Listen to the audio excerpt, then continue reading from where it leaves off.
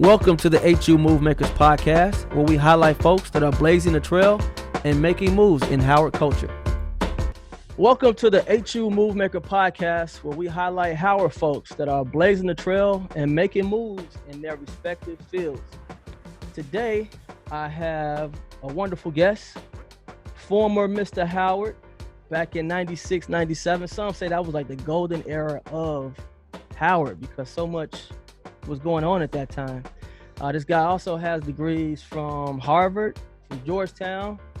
He's a Beta, he's a Beta Alpha Chapter fraternity, Alpha Phi Alpha Fraternity Incorporated, former Campus Pal, Gentleman of Drew, School of Architecture. But that's just the beginning. He's currently the president and chief executive officer of Build Baton Rouge, which I really want to get into. Distinguished professor at law at the LSU Law Center. Also, a really cool thing that I saw on your resume is that for 2 years, you were a mentor and you volunteered at a prison or a jail, I believe it is. He's also doing some amazing work with COVID-19. He's on the Health and Equity Task Force back in Louisiana. Without further ado, I want to welcome Christopher J. Tyson to the show. Mr. Tyson, thank you for coming on the show. Thank you for having me, Joshua. It's good to be here, and any opportunity to talk about Howard is and talk to Howardites is a cherished one. So thank you. For sure, man. So I really want to get into some of the work that you're doing right now. And I want to thank you again because I've been obviously following you since you ran for Secretary of State a few years ago. But even when I got to Howard, it was always a name that I always heard was Chris Tyson, Chris Tyson. You know how you just hear certain names and you never get to meet the person. So I really appreciate you coming on today. So right now, I know you're from Baton Rouge and you're doing some work. You're chief executive officer of Build Baton Rouge. Can you just tell me a little bit about of that organization and your role? Sure. So Baton Rouge is what is known as a redevelopment authority for the city of Baton Rouge. Baton Rouge is the capital of Louisiana, home to Southern University, home to LSU Tigers, and the center of metropolitan area right next to New Orleans and South Louisiana. And the redevelopment authority in Baton Rouge, like around the country, is concerned, and other cities around the country, is concerned with addressing blight, addressing disinvestment in neighborhoods, and finding ways to revitalize areas and bring them back into productive use. And so that's what we do in Baton Rouge. Redevelopment authorities, as you may be aware, as your listeners may be aware, have a difficult history in many cities. These were the agencies that actually gentrified Black neighborhoods, ran interstates through Black neighborhoods, through processes like urban renewal, which you may have read about in the nation's history. These projects and these efforts really undermined Black wealth creation, Black neighborhoods, and contributed to a lot of the wealth divides and a lot of the urban decline that we still see today. And so that is an interesting place for us to come in because we look at our mission and we look at the work that we do as a way to intervene in those processes of what we call racial and spatial stratification. And that's very important to us, that we have a very race-conscious and aware approach to urban transformation. And that means that we're very concerned about equitable development. We're very concerned about not displacing people. We're honest about the disproportionate impact that policies, processes, institutions, and systems have had on Black communities and Black neighborhoods, and actively try to marshal planning, resources, and direct them towards those neighborhoods in ways that actually improve the lives of the people who live there. So it's an exciting time, as you can imagine, to be leading an organization like that and to be in the broader conversation we're having around the country about how do we equitably develop our cities, specifically with regards to ensuring that Black communities receive their fair treatment and their just due. I think that's dope. What you're doing, especially to go back to where you grew up and be able to affect change in this way. One of the questions I want to ask you, a lot of older folks will say that Black people were better off before like integration. Do you think that's valid? I don't think that is, and we all hear these conversations, right? Still today we hear conversations about, well, do you think things are better or worse, or are we going forward or backwards? I don't know if that kind of linear thinking is useful when thinking about race in America. Here's what we do know, right? That there is a long policy and political and economic lineage to what we are seeing happen today, unfolding in our communities today. And so, as you've heard me say, in our communities, there is no urban crisis, right? A crisis implies something that is unplanned or is surprising, right? It happened and we aren't aware of it. No, I never thought of that before you said it either, because that was enlightening. When you put it that way, it was like it's by design.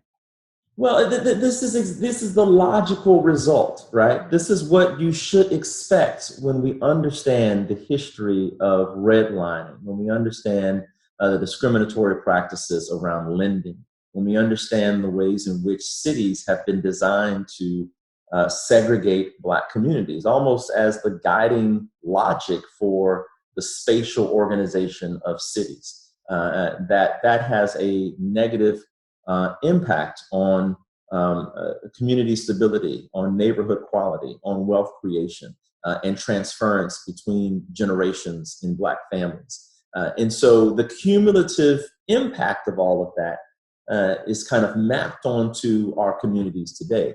And so we can hold a number of ideas in our head at the same time, right? It can both be the case that there are greater opportunities for employment and education for some segments of Black society, right?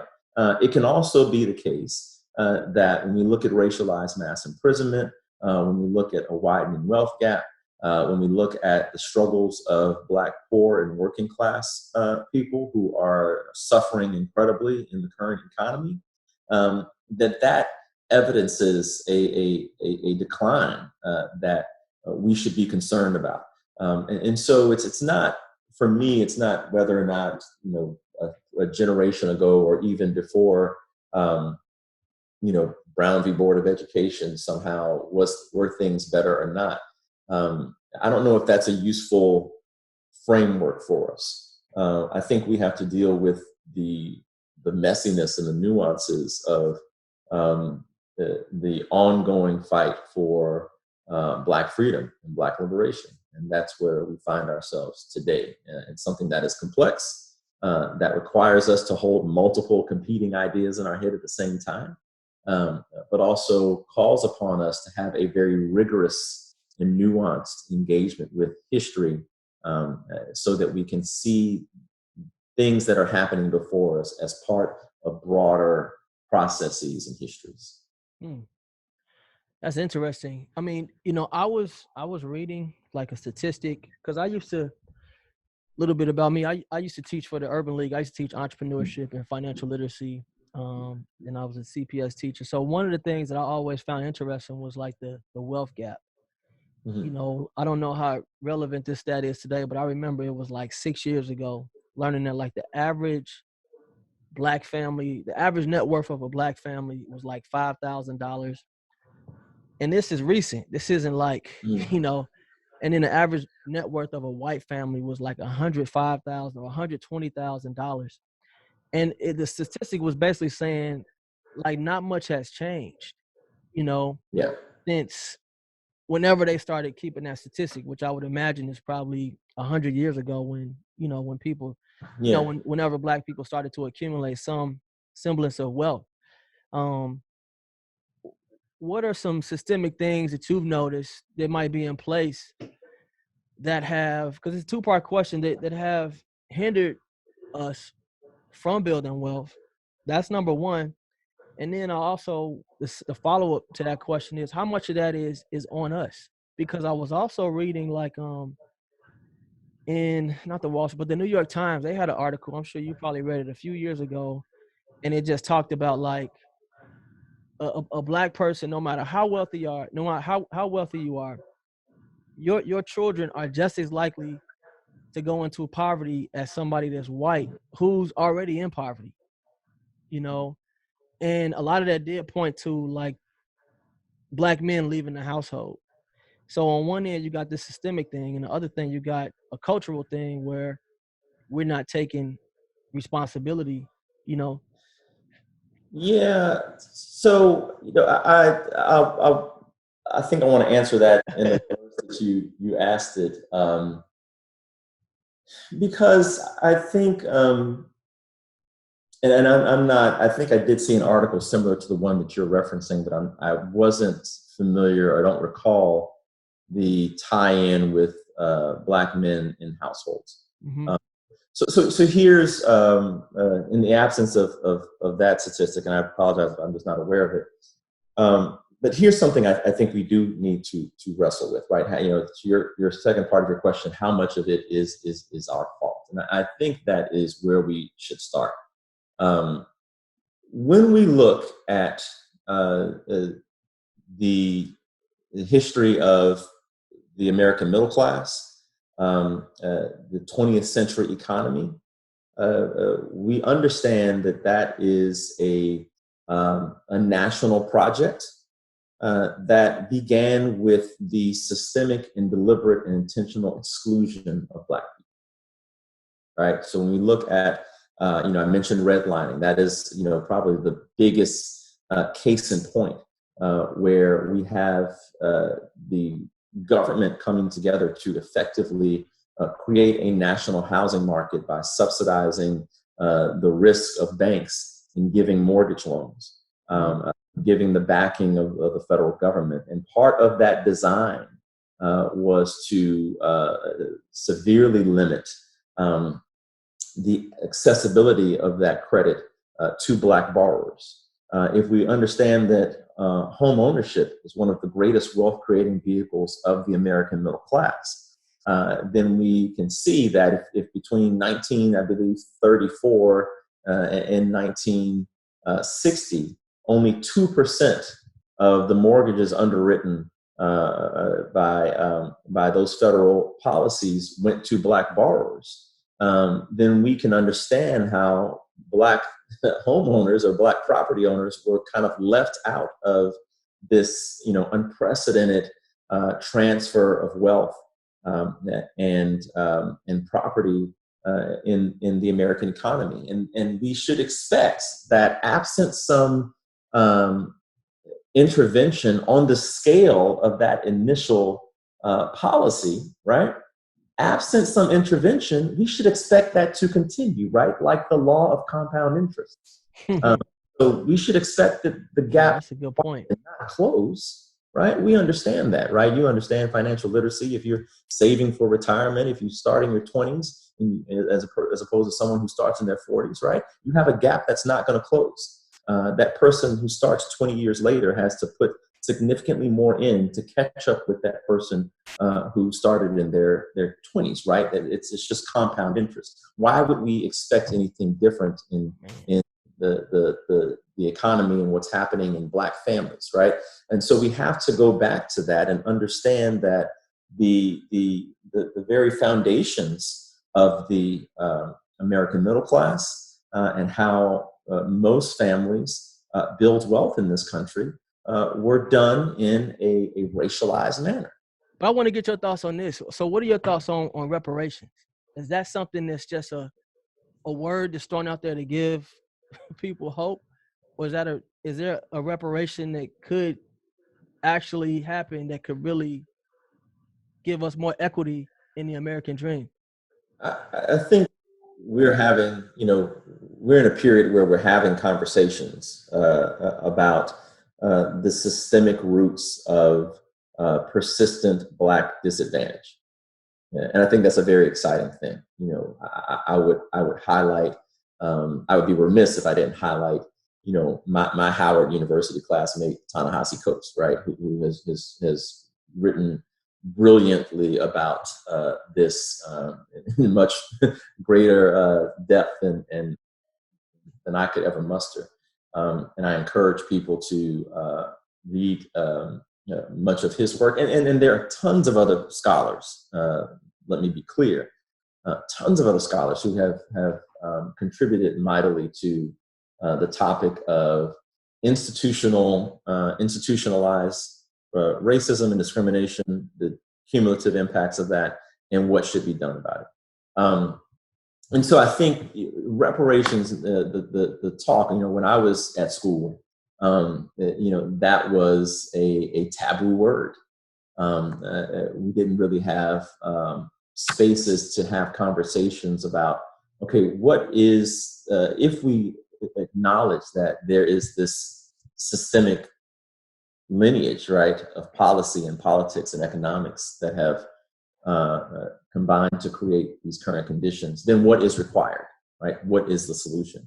And so I think we're in a period where that conversation is opening up in a much more nuanced way than maybe it had before, or maybe, to be fair, was possible before.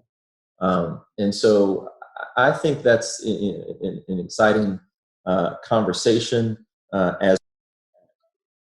and we see it across healthcare, we see it across, you know, income, we see it across access to housing, criminal justice. There are all of these impacts that, again, are intergenerationally transferred, cumulatively occurring, and increasingly, and not just Black people, but I think everybody. And you saw this in the Democratic presidential debates, where people are actually being asked about reparations. Everyone is being called to do the math, to total up the cost. So I will say that I think that is an exciting conversation, and I think it's one that's only going to. But do you think that some type of reparation, whether it be financial or systemic or a law or whatever, do you think that that's a solution? I think that you have to have large-scale systemic interventions if you want to close wealth gaps, if you want to shore up the disadvantage and the maldistribution of resources that impacts Black people disproportionately and even specifically. So in your role as president and chief executive officer of the Build Baton Rouge, that's a foundation? So we are actually a separate, what we call political subdivision, right? We are created in state statute in Louisiana. Oh, okay. Our jurisdiction is the entirety of East Baton Rouge Parish. In Louisiana, parishes are our counties, if you will.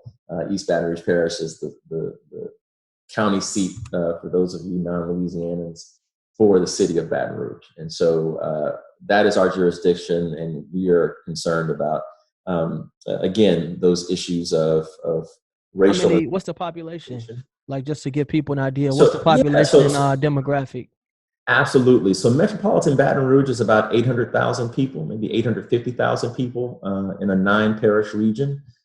We are the state capital of Louisiana. Our metropolitan region kind of butts up against New Orleans' metropolitan region. We're about an hour northwest of New Orleans. So that's the kind of makeup of the metropolitan area. In that role, you're not responsible for just building Black communities, right? You're responsible for making sure the entire city is having some type of equity and really being prosperous, right? Absolutely.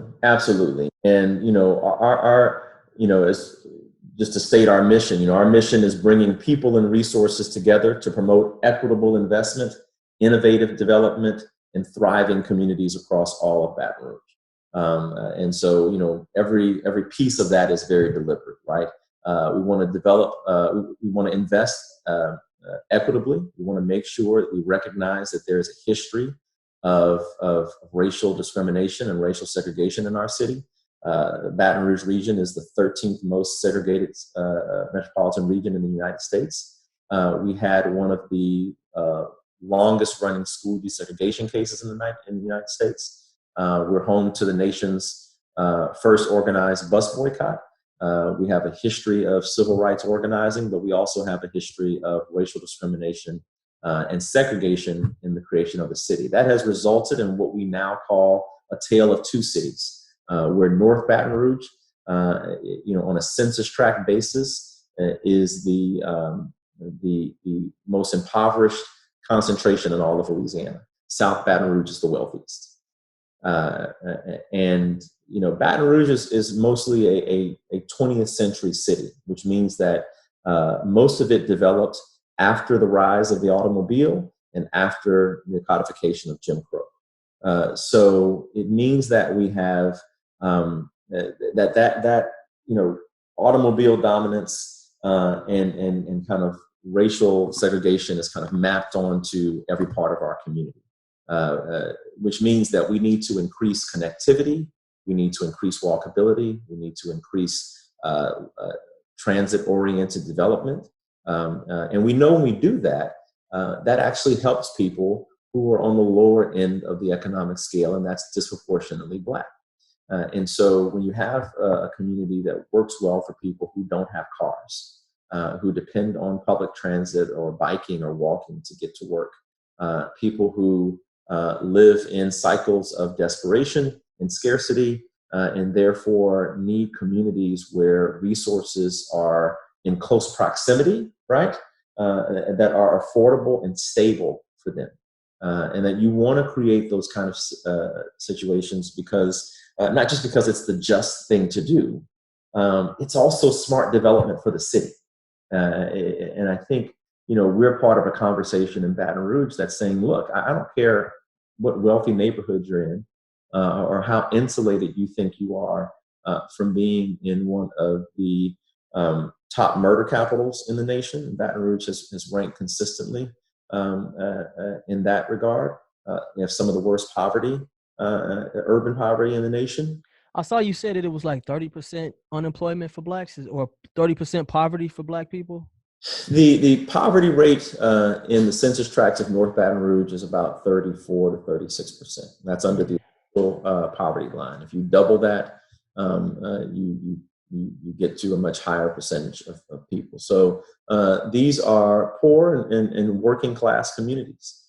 We know that across the nation in the best city, in the best resource cities, that poor and working class people are having a difficult time in this economy, right? And so we think about that within the context of the kind of spatial dynamics of how inequality, racial inequality, class inequality happens in cities. So, one of the things, we talk about is, look, we need racial justice. We also need spatial justice, which means that we need to redevelop the city in a way that is more humane, that is more equitable, that spreads resources in a more just manner, that recognizes, again, that this is the result of intentional acts that we have a moral obligation to repair. And that's where we begin a lot of the conversations about what we do. And we think it's an important conversation, again, because redevelopment authorities were often the problem in many cities. If you go back to mid-20th century, these were the agencies that did slum clearance, bulldozed Black neighborhoods, ran interstates through Black neighborhoods, supported redlining and all of the actions that denied Black people access to affordable, stable housing in neighborhoods. Over-policed those. So your organization has the authority to do those things? Not saying you would do it, but in a sense. So we work closely with the mayor. We have the ability to marshal the resources to do the kind of development, to acquire the property, ensure that is turned around for uses that are in accord with what the community says it wants. So community engagement is a huge part of what we do. Welcome to the Go Fish Village podcast. As a Chinese proverb says, give a man a fish and you feed him for a day. Teach a man to fish and you feed him for a lifetime. At Go Fish, our goal is to teach individuals just like you how to build wealth through real estate. Growing up in Baton Rouge, obviously, I'm sure there's things that you probably want to change as a kid, or maybe things that you saw growing up there, and then now you come back, or not necessarily come back, but now you're in this position to change things. What are some of the successes that you've had, in your role? In the role currently? Yeah, in the role currently. Yeah. Like maybe one or two projects that you're extremely proud of. Oh, okay. So, sure. I mean, and we're Build Baton Rouge on all of social media, and our website is buildbatonrouge.org. And so, certainly, always love to have people check out what we're doing. We have a number of wins that we've had, and I've been in the role 2.5 years now. I walked in the door with one full-time employee. I'm now up to a staff of 12. And we'll probably have some additional hires before the end of the year. We have been working on a corridor revitalization plan for the city's most disinvested and blighted corridor. We had a really high level of community engagement with that.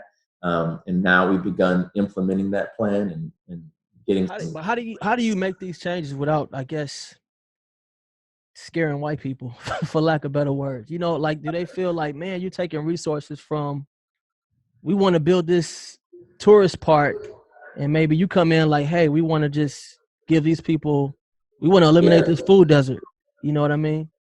Absolutely. So, I will say that there are a number of people, white, black, and otherwise, in our city who recognize that this is necessary. Okay, good. Who recognize that the fate of the entire city rests on what we do in this moment regarding our kind of spatial divide between North and South Baton Rouge, the tale of two cities. And think about it. Even if you are someone who may not be receptive to talking about how do we increase resources to Black communities that have been systemically left behind. I get your question. That is, there are people who are hostile to that. Mm-hmm. And I certainly have encountered that. What you may understand, right, is that when you get on a plane and go to some corporation and try to lure them back to a place like Baton Rouge to locate their office or to invest or whatnot, they don't see just the nice parts of the city, right? They see the whole thing. And if you have some of the indicators that we do, whether you frankly care about those communities or not, there's a linked fate. Oh, okay.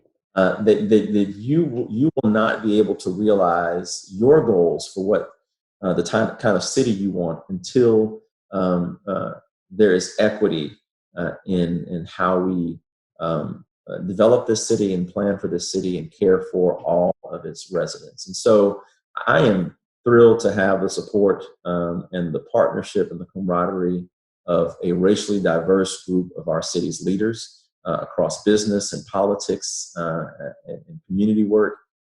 There's some really good people committed to this. There are a lot of connections between work that's being done in New Orleans and just in South Louisiana right now, where across the board we have significant issues with the environment, with poverty, with race.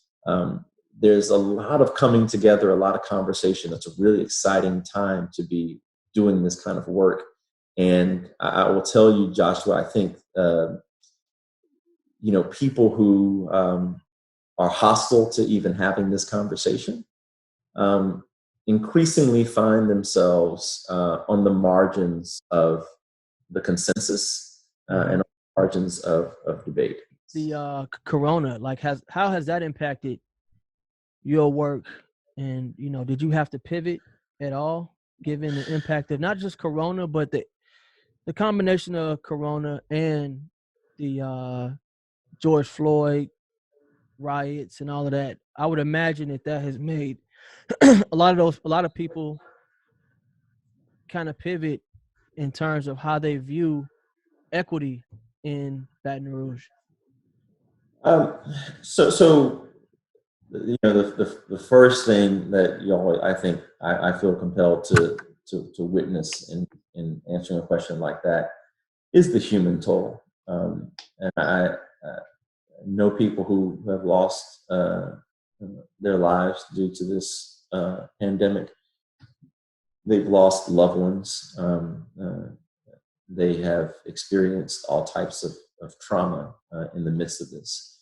And that is compounded by the trauma of what appears to be, an unending stream of Black death at the hands of the state. And that's what we've seen in the George Floyd and Breonna Taylor, just two of the most recent. And it's great that those have captured the world's consciousness, but we know, right, that this has been going on for a long time. And every time, I don't know about you, Joshua, for me, every time I get one of those posts, every time it comes across my feed, it is trauma, right? It is traumatic, and it disrupts your day. It's decentering. I have Black children.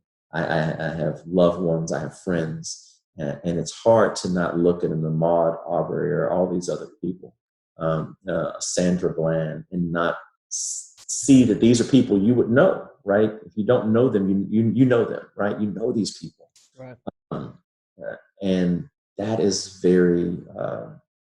it's very traumatic to live through. And so, to your question, I think it's important in this moment that we really acknowledge the trauma-inducing aspect of what this means for us. You hear the term exhausted, right?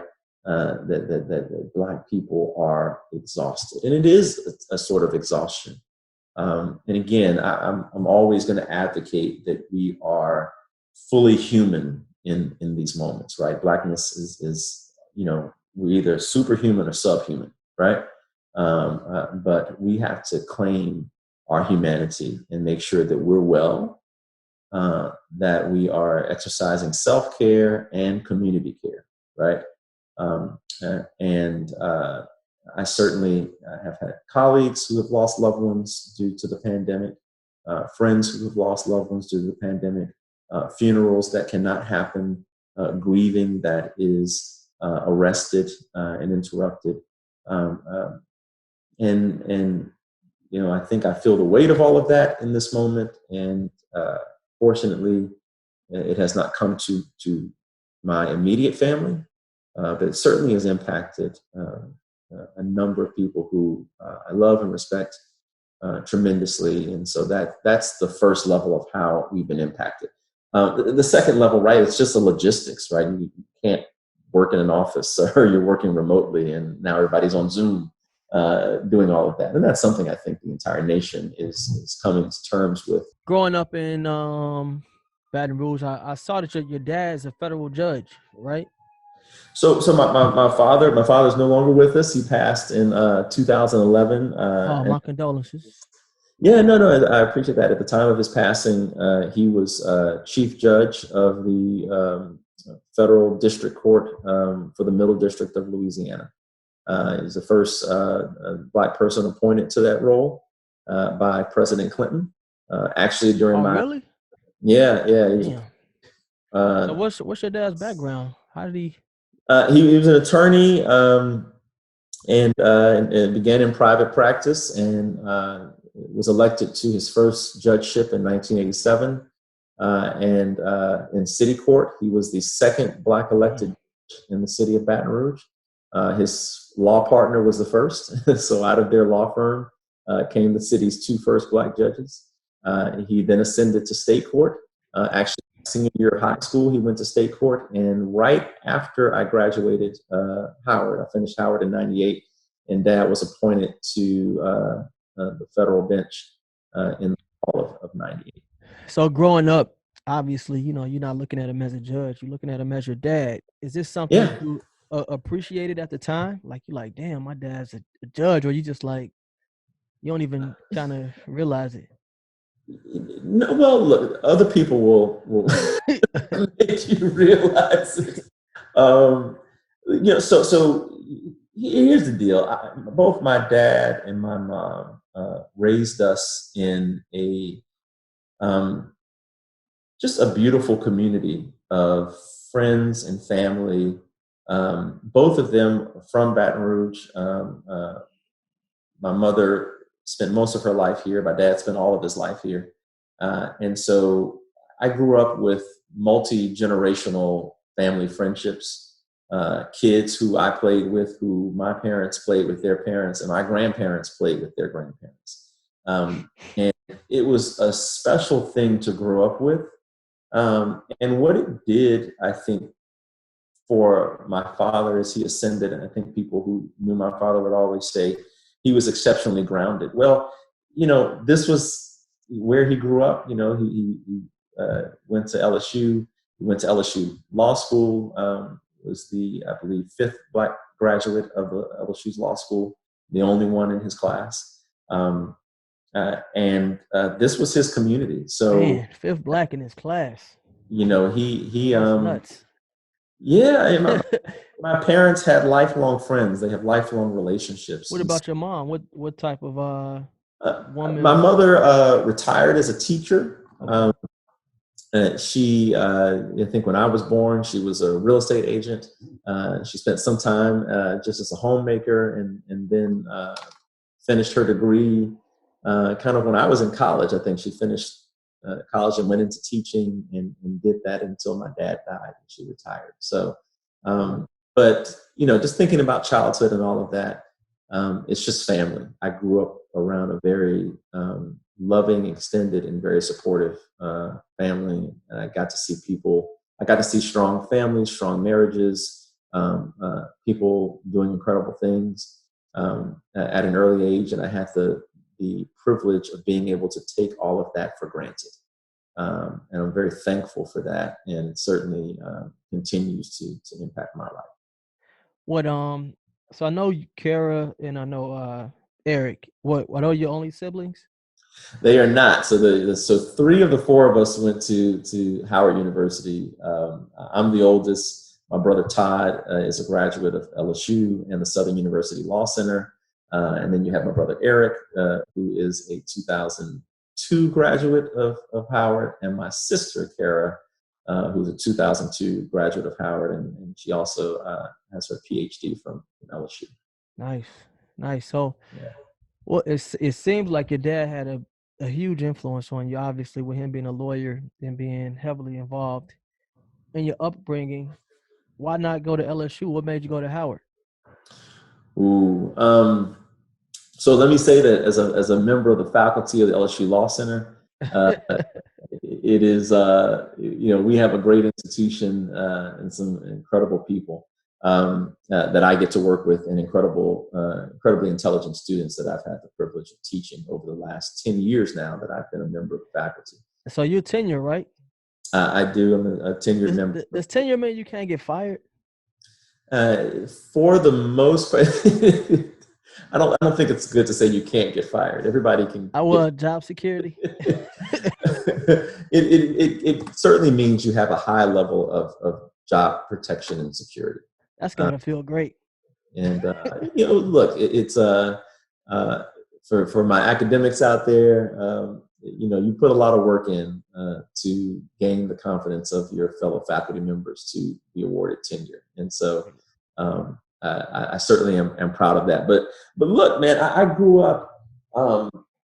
Howard to me was just like this dream school, and I was a kind of geeky kid, and I probably started obsessing over college in middle school. And this was before the internet and all of that, and you had to go into your school library and find the college books.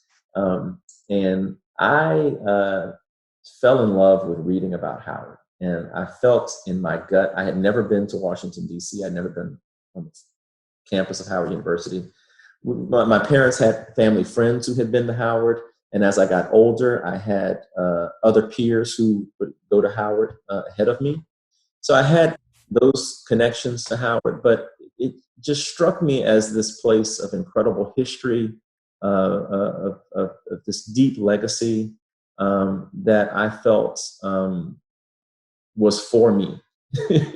I felt like I belonged there. And the more I read about Howard, the more I followed Howard, the more deeply I fell in love with it, to the point where in high school, it was my first choice. I was a kid who wanted to go away to school.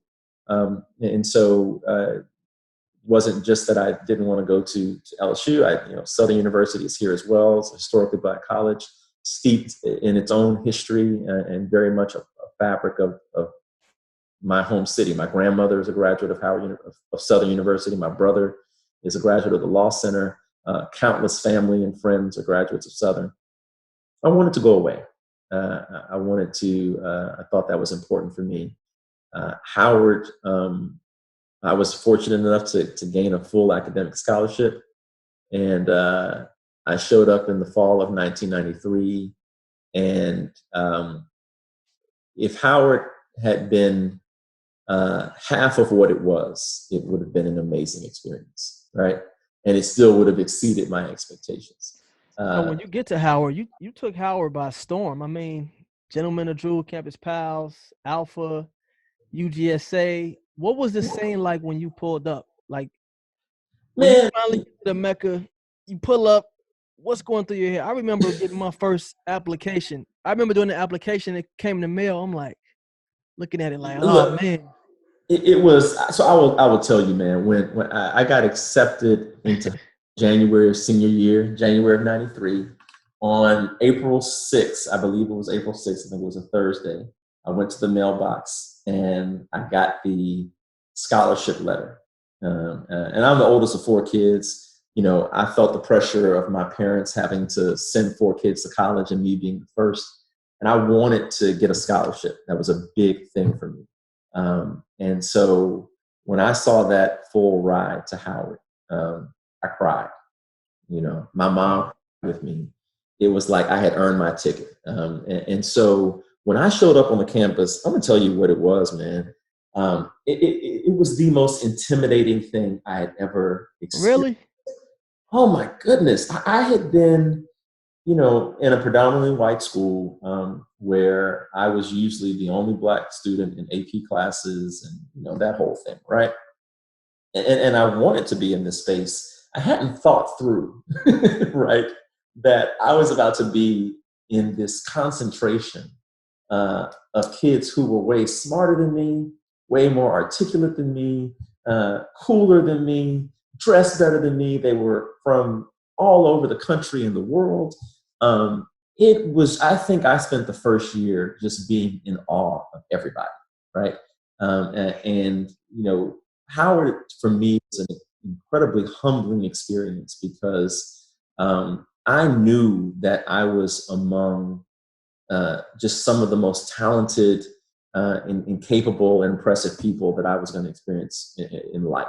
And that has proven to be true. And I'm not going to brag and name drop on what my classmates are doing and what my contemporaries are doing. You know the 90s cohort.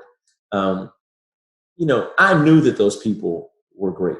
I felt it on the first day of freshman year.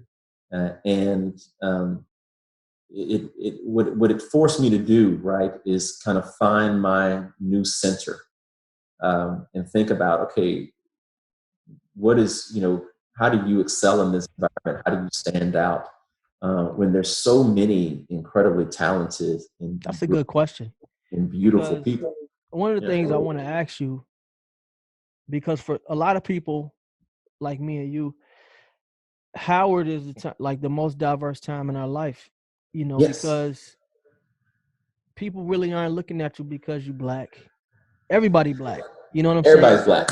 How do you stand out? You know what I mean?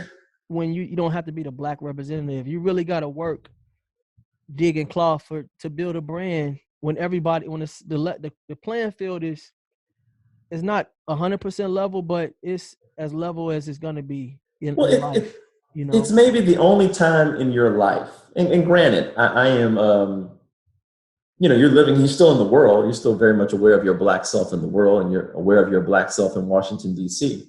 But on that campus, in that space, there is a safety that is both comforting, but it's also terrifying, right? Because, again, the diversity of Blackness, right? You're in the full range of the diaspora. I was in the School of Architecture, which in many ways felt like I was a minority because a significant segment of my classmates were Caribbean and African, right? And so I had those relationships over 5 years in architecture that were taking me all around the world in places that a kid from Baton Rouge, who was fairly well exposed, right? But still didn't have this kind of perspective and view on the diaspora. And the cultural backgrounds, the perspectives, the varying political views, right? The different performances of Blackness, right? The different approaches and kind of stories of how people just kind of actualize their Black selves and carry their Blackness was just something that I just couldn't get enough of. And to this day, I am thankful for. And I tell people, you go through that environment, you wherever else you go, right? And you won't go into any other Howard universities when you leave there. You don't need to be validated. And frankly, I tell people I had an amazing experience at the Harvard Kennedy School. I had an amazing experience at Georgetown. I credit whatever success I had in those environments with the security and the validation and the confidence that I gained at Howard University. Wow. And I knew that there was nothing remarkable about me going into any of the areas that I went into after leaving Howard because Howard folks had already been in all those places. So when you get to Howard, obviously, Gentleman of Drew, Mr. Howard, Alpha, student government, was there a plan to stand out, or did you just, because I interview a lot of people, and some people are like, when I got to campus, I had to meet that person, I had to join this organization because I wanted to do this other thing or this next thing, and I honestly, man, I marvel at that because some people, it's cool to know that people like they were being intentional even at that age. They understood the history of Howard. When I got to Howard, I was just like, my parents not here. Like, that's all I cared. I was just like, girls, like, I'm gonna be carefree. But looking back, I'm like, man, I should have really took advantage more of the things that were in front of me. What was your plan of attack, in building your brand to help you get to where you are now when you got to Howard? So once again, I'm going to answer you in reverse because I do think that I don't think there's any right way to do it. And I think it's beautiful that you showed up just wide open, right? Without a master plan, that you let that unfold. I think that's fine. And as I've gotten older and I talk to students who are going to Howard or going through Howard, as somebody who obviously took that whole Howard social environment, Howard social. Yeah, like I made Campus Pals. I was like, oh, this is it. I don't have to do nothing else other than graduate. I made it as a freshman. I was like, I don't need to do nothing else. So seriously, right? So I fell into that trap. Look, you could do a whole podcast just on navigating the socio-political dynamics of the Howard experience, right? And apparently that does not change from generation to generation. I felt like when I came on campus, and maybe I was predisposed to this, and therefore I kind of was drawn to people who were like-minded, but it was, okay, you got to do this, that, and the other. You got to talk person, and watch out for this group and that group. And if you do this, you're not going to be able to do that. And you immediately kind of got sucked into this web of social hierarchies and politics and relationships that, in hindsight, are a little problematic in how serious we took them. And I can say that as somebody who took them super seriously. So look, man, I came to Howard. In all honesty, I wanted to be an alpha. That was something. Where did that come from? Men that I observed and grew up in my community. My father was not in a fraternity. My grandmother, became a Delta at Howard University. My mother did not pledge. So my parents didn't have that. A lot of their friends did. And I grew up around it all. And my grandmother was wow, committed cool, Delta. Man. Yeah. So she was. It's funny you say that, because like when you come as people keep that on the low. They don't. Classmates do not tell you that at all. Like, oh, I want to be this. And my mom was like, she was like, you better not pledge nothing. But I knew, like, if I would have known, like, people's families was alphas, like, it was just a total foreign concept to me. Fortunately, I think that's cool though. Never said anything about it. Right? They didn't. It wasn't anything that they made a big deal of. My parents went to college at a time where they were one of the first large classes to go into LSU, and that generation of integration. They didn't have. There weren't fraternities and sororities at LSU. You were there because of the policies that you were integrating that school, right? It's a different experience. So I wanted to pledge alpha, and I wanted to graduate with honors. Those were the only two things I committed to myself that I had to accomplish before I graduated. Everything else was just, I didn't know what Campus Pals was. I didn't obviously know anything about the gentleman who drew. I didn't know about the politics of it. I certainly didn't know about Mr. Howard. Those were only two things I wanted. A million girls that try to go out for the sorority. So, it's harder to make line and then with fraternities, it's harder to stay online. You know what I'm saying? What was it like for you because you have I'm sure that scholarship, you probably had to maintain a certain GPA. And what I find ironic is that everybody that pledges is like, oh, that's when I had my highest GPA. So that was not the case for me. And, mine was a cautionary tale. I almost lost my scholarship. Really?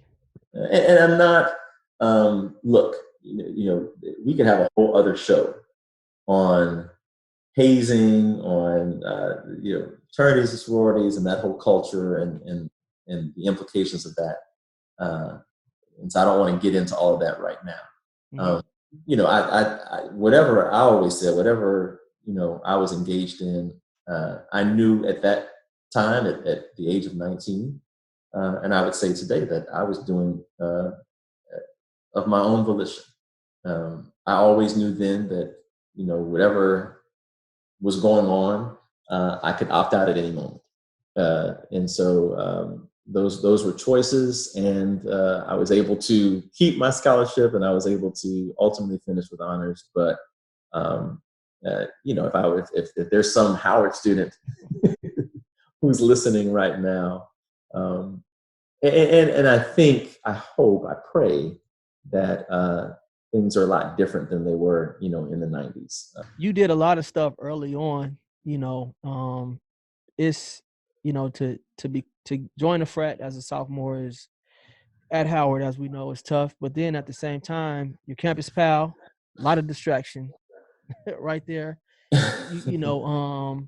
Student government, a lot of responsibilities right there. School of Architecture, it's not like you taking basic math classes, a lot of this, I didn't require sleep in those days, so that's a heavy load. That's why I asked, what was like what, and I know that I know it had to be tough because I was in the School of Business, and I was in the Campus Pals in Phi Sig. I mean, that was pretty much it for me. But I know I always looked at folks like yourself, like, man, how this person is doing that, and they still getting like all A's. Like, how did you balance all of those things? I, I felt like I was operating off of pure adrenaline for 5 years. I loved every second of Howard. I came in Howard thinking that I was going to spend a semester abroad studying architecture in Europe. That was my plan. I could never pick a semester to leave. I had 10 semesters, right? I'm in a 5-year program. I felt as if, and I was right, that I was in the midst of something incredibly unique and special. I wanted to savor every drop of it.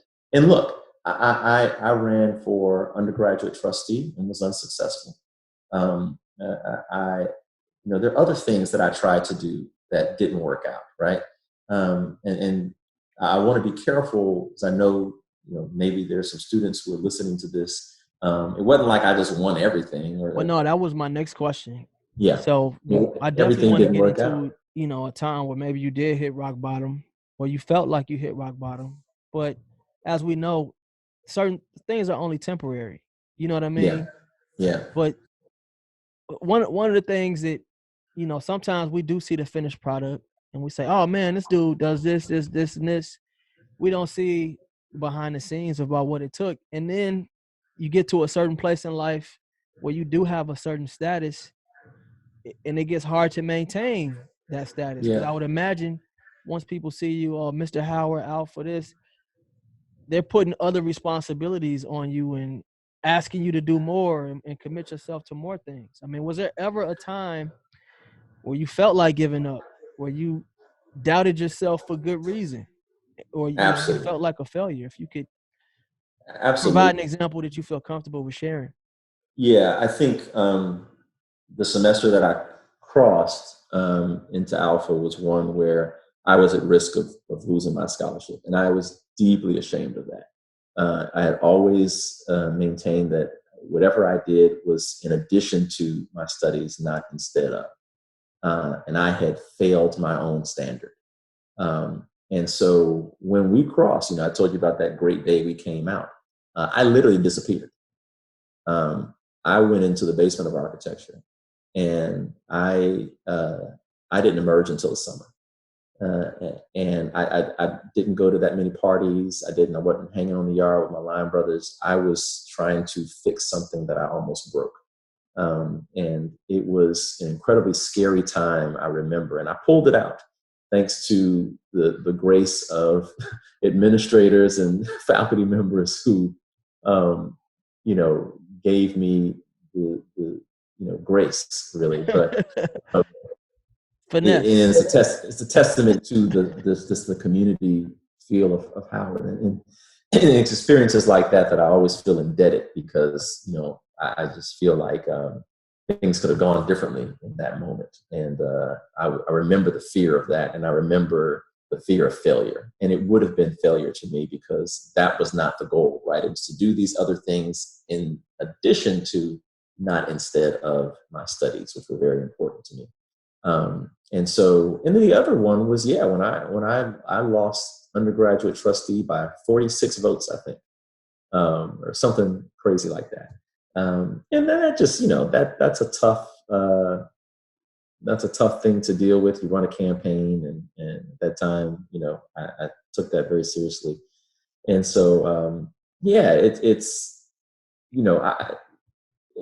for Howard people, we tell our Howard experience, right, almost as a resume of affiliations, organizations, and activities, right? Mm-hmm. You meet somebody from Howard, when were you there? And then you're gonna start asking them what were they involved in, right? Yeah.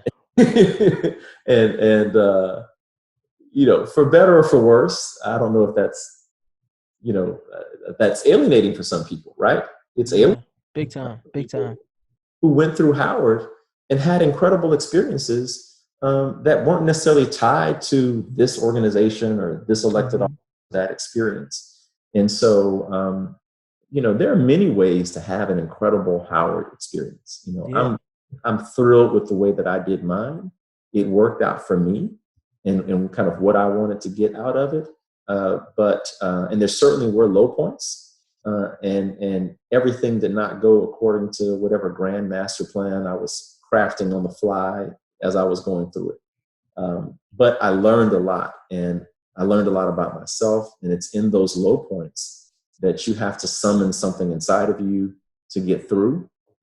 You fall back on community and friendships, and I had that in spades at Howard University, right? I just had amazing friends and faculty members and administrators who took care of me.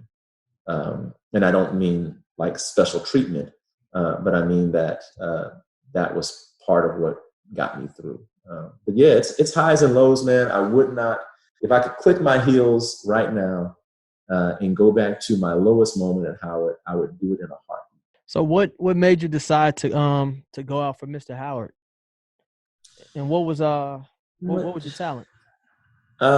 So my talent was dramatic interpretation. So another thing that I was involved in at Howard was the Martin Luther King Jr. Forensic Society. And I competed in the individual events team, doing poetry and prose.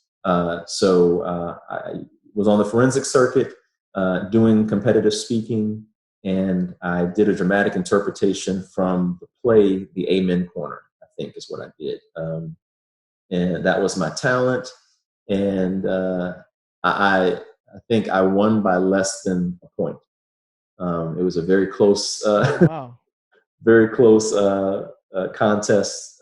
We just had just incredible talent that year, and the people that I shared the stage with were, all just really incredibly talented people. But I think it was just something.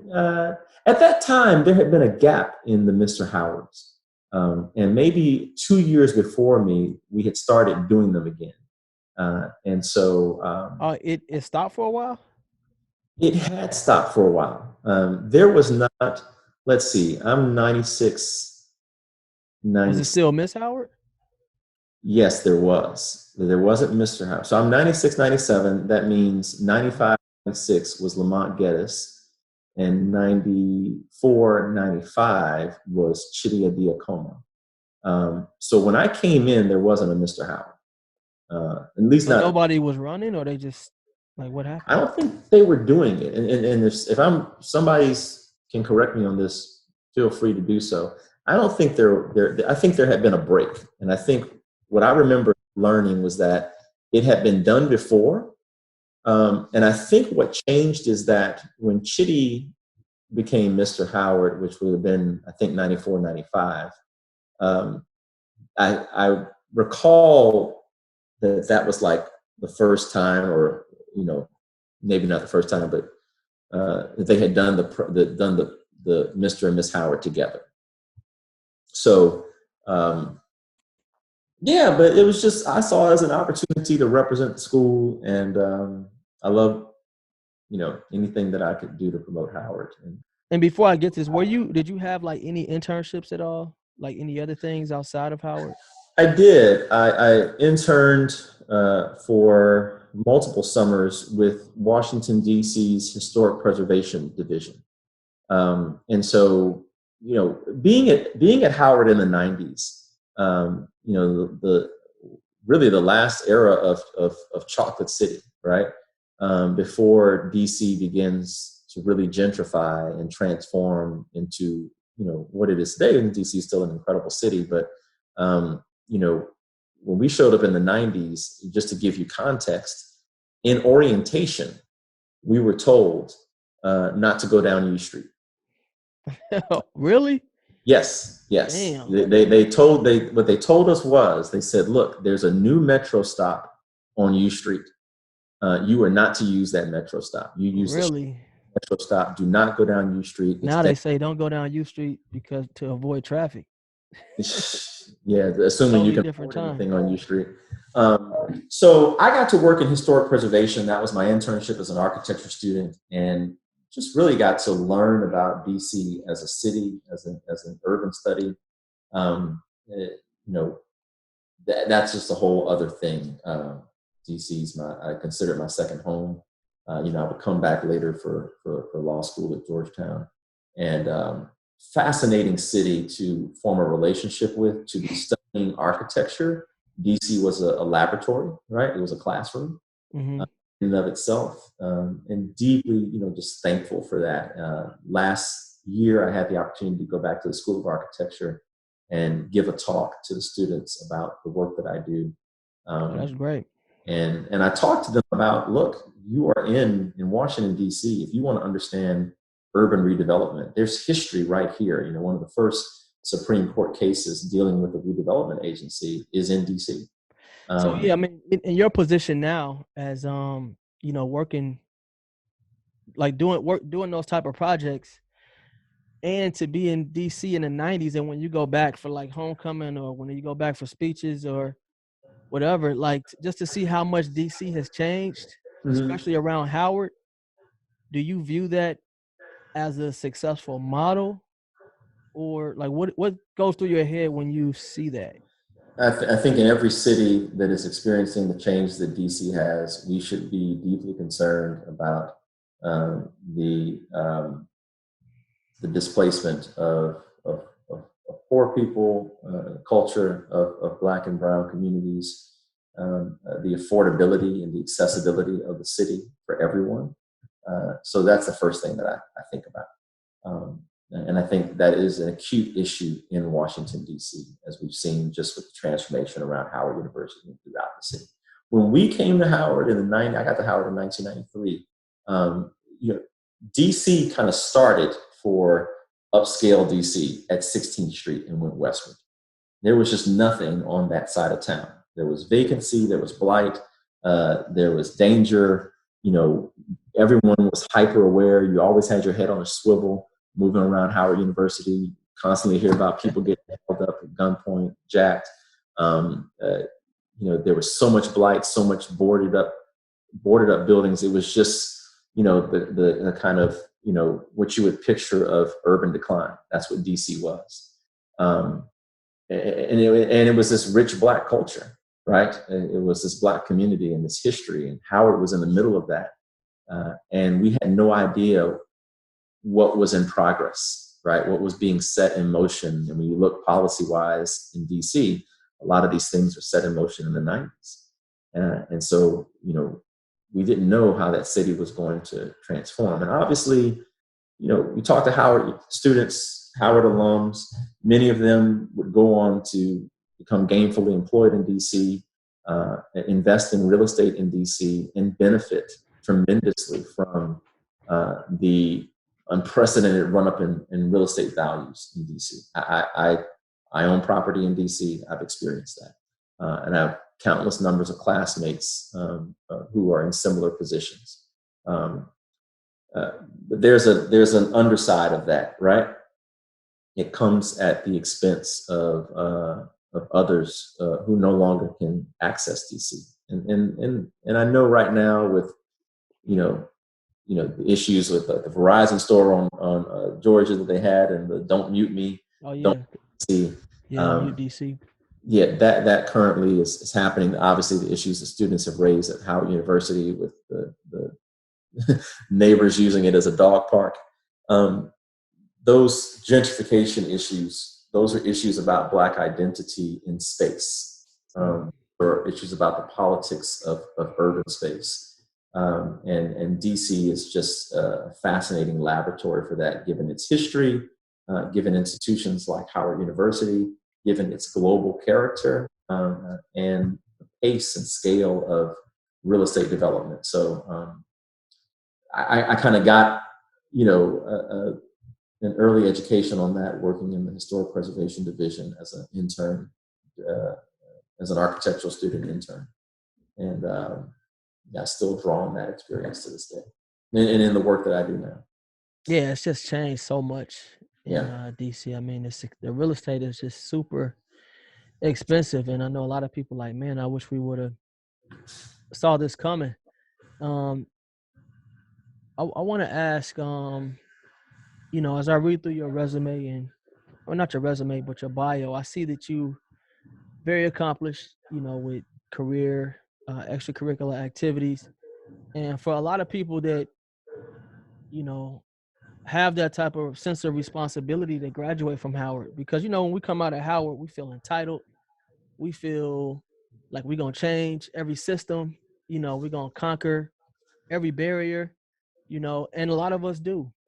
How do you find balance, you know, in your walk? Because your wife is extremely accomplished as well. How do you find balance? So having a good partner is key. I think it's the most important decision you can make is who you choose to go do this walk with. And so choose wisely. uh, I think that's the first thing that I would say. You have to see yourself as part of something bigger than yourself. For many people, including myself, that's faith. Maybe it's your responsibility to community. Maybe it's something else. But it can't be about you. If it's just about you, you're going to burn out. You're going to get crushed. And not only is it not about you in the present sense, but it can't be about you in the future or past tense. And so here's how I talk about that. In the future sense, mentoring has been, just a life's work for me. I began at Howard University. Freshman year, I signed up to mentor a student at Bruce Monroe Elementary School right across the street. I don't know if Bruce Monroe is still there anymore. And that is a commitment that continues to this day. And I get tremendous fulfillment from watching people develop and having, playing any kind of role I can in helping them live their best life and be their best self. So you have to have some sort of commitment to something larger than yourself that is future focused. And pouring into other people coming up behind you is a way to do that. Then you also have to have awareness of the past and be grounded in that. And I think particularly as Black people looking at our tradition, if you, as I did, had the experience to know your grandparents, to know elders in your community, and to really be able to understand the genius of Black struggle, that you could inherit the earth at the same time as they did, inhabit the earth at the same time as they did, and yet have such wildly divergent experiences, opportunities, and possibilities. I think it's humbling when I look at my father's opportunities, at different points in his life, as vis-a-vis mine at the same age, my grandfather's, and all of that. I am humbled. I have clarity of focus, and I know that I have an uncompromising responsibility to do what I'm doing, and I feel very thankful. Welcome to the Go Fish Village podcast. As a Chinese proverb says, give a man a fish and you feed him for a day. Teach a man to fish and you feed him for a lifetime. At Go Fish, our goal is to teach individuals just like you how to build wealth through real estate. That's interesting, because it's a lot of stuff that you do. So it's good to hear that. I always look at it as a blessing when people know what they want to do early on, so they're able to commit and work towards that. What advice would you give the 18-year-old Chris that's coming into Howard that wants to be in a fraternity, or not? Maybe not a fraternity. Maybe they just want to be and whatever. They just want to make the best out of their Howard experience, but then they want that experience to enrich them later on in life for success. What advice are you giving that Chris? I was talking to 18-year-old me. Breathe, chill out, calm down, get over yourself, slow down. Everything's going to work out as it should. Everything is unfolding in the way that it should. So you put a lot of pressure on yourself. I think so. I think at that age, I certainly did. I felt it. Everything felt high stakes to me. And some of that's just hardwiring, right? So that's usually my message. It's interesting because people will read about things that I've done, and they expect me to have a certain message to young people that I just absolutely don't have and refuse to endorse. And my message usually is, you do not have to have your life figured out at 18. And actually, if you do, you're probably wrong. That you have to work hard, but prepare yourself for options, prepare yourself to be nimble, be open, never underestimate anybody or anyone. Everyone has something to teach you. And you never know who you are going to be. You don't know who you're becoming. You don't know who others are becoming. So assume that everybody has greatness in their potential. Assume that everybody could be your boss one day. Assume that everybody could be the helping hand that you need or the difference maker in something that you want to do, and treat them as such. And what I will say I did know at Howard University, and this goes back to that intimidation, I did believe that. I was in awe with each and every one of my classmates, and I was clear that any of these people could be somebody incredibly great one day. I want to make sure that I'm not underestimating them or myself, especially not them, because, and I've been proven right, just looking at my classmates and my contemporaries. So that's what I would say. And then I would say, just have fun. And look, I had fun, so don't get me wrong. I had a ball. I would say have even more fun. What about in terms of legacy? I mean, when it's all said and done, what are we saying about the legacy of Chris Tyson? Oh God, well, let's hope let's hope I have more ahead of me than I have behind me. I don't know, man. I think that's for other people to determine. Your hope is that you've gone through life and you touch somebody in a way that impacts their life. And I think if you do that, then that's the best you can do. I don't know what the legacy is. I'm content to leave that to others to determine. Cool, man. Well, Chris, you've been a great guest on the show, Thank man. you, I man. appreciate you dropping these bars, to be honest. Oh, man. If I didn't have another guest coming right after you, man, it's a ton of stuff I wanted to unpack between graduating from Howard and where you are now. But, happy to come back anytime. Hours and hours on end. But I think it's a lot, man. And I think it's dope, as our, just hearing you talk. And because a lot of times you read stuff about people and you say, okay, I'm going to ask them this question, see how they answer, man. And you didn't disappoint. So I appreciate you coming on. Thank you. Now, if people want to contact you or get in touch with some of the projects that you're involved in, how would they do that? So easy to find me. I'm Chris J. Tyson. So ChrisJTyson on Instagram, Facebook, Twitter. I probably spend most time on Facebook and Instagram. That's the easiest way to find me. Our organization, Build Baton Rouge, is Build Baton Rouge on Instagram, Facebook, Twitter, all of that. Easiest way to find us, buildbatonrouge.org online. I'm out there. Look me up. Oh. All right, so real quick, we got Jeopardy and we got a little rapid fire. Okay. So Jeopardy is just some Howard questions. All right. Okay. Just seeing what you know. These are easy questions that I try to hope that people get wrong so I can play them back on Instagram. All right. All right. First question is the gotcha part of the exactly. First question is, what year was Howard founded? 1867. Okay. What is the Howard motto? Truth and service. How do you spell Crampton? Crampton. No P.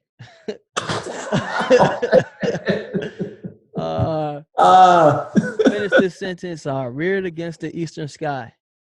Proudly there on Hilltop High, far above the lake so blue, stands old Howard firm and true. Hey, you know what?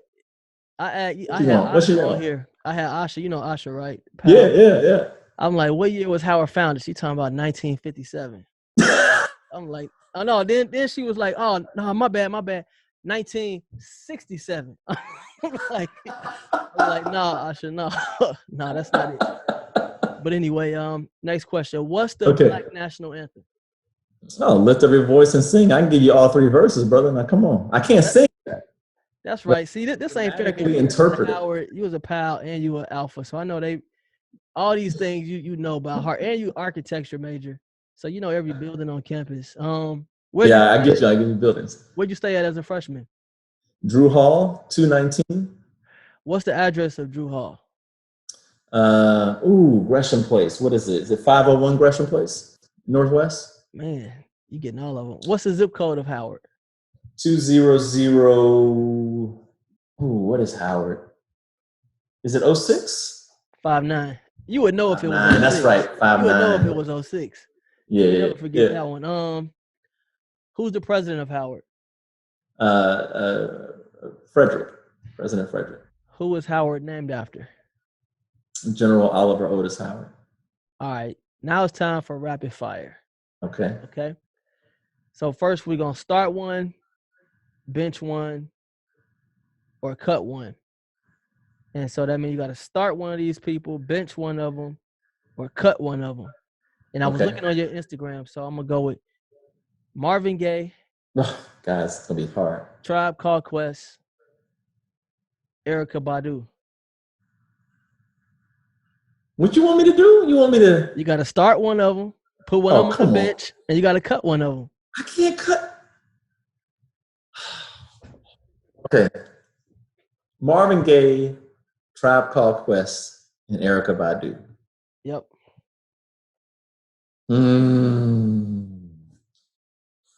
Okay, so I am going to, this is difficult. I'm going to start Badu. Wow. I'm going to bench Marvin. I don't want to talk about, I can't, this isn't fair. It's unfair. Well, we know the third one, so that's now with rapid fair. fire, before I should explain the rules, you just got to give an answer, no explanations. No explanations. It's cruel. Next one, Jordan or LeBron? LeBron. Oh, you the first person to say LeBron. And you see I got this Bulls hat, man. You're going to say LeBron.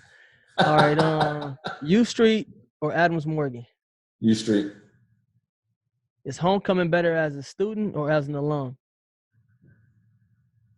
A student in the 90s. Favorite Howard moment? Oof.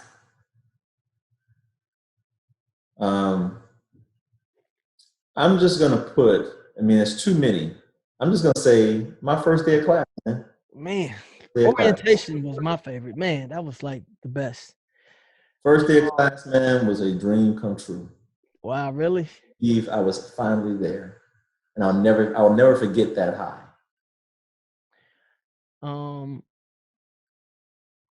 Howard men don't cheat.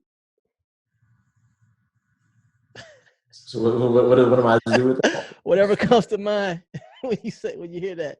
Howard men don't cheat. Okay, I got nothing. I don't know what to do with that. Okay, when did you first learn to say no? In life? No, I'm sure very early on. I was a pretty headstrong kid. So. Okay. When did you first realize that you were the shit? I don't think I've ever felt that I was. Tailgate or Yard Fest? Yard Fest in the 90s. Tailgate now, but Yard Fest in the 90s. Okay. All right, cool. All right. You said, okay. Last question. Du Bois or Washington? Du Bois. Okay, cool. Chris, man, you've been a great guest again. thank you so much for coming on the It's show. been fun. Taking time out. Thank you for joining the HU Movemaker podcast, where we highlight folks that have contributed to the Howard legacy at the highest levels. To hear more interviews or purchase merchandise, please visit www.humovemakers.com.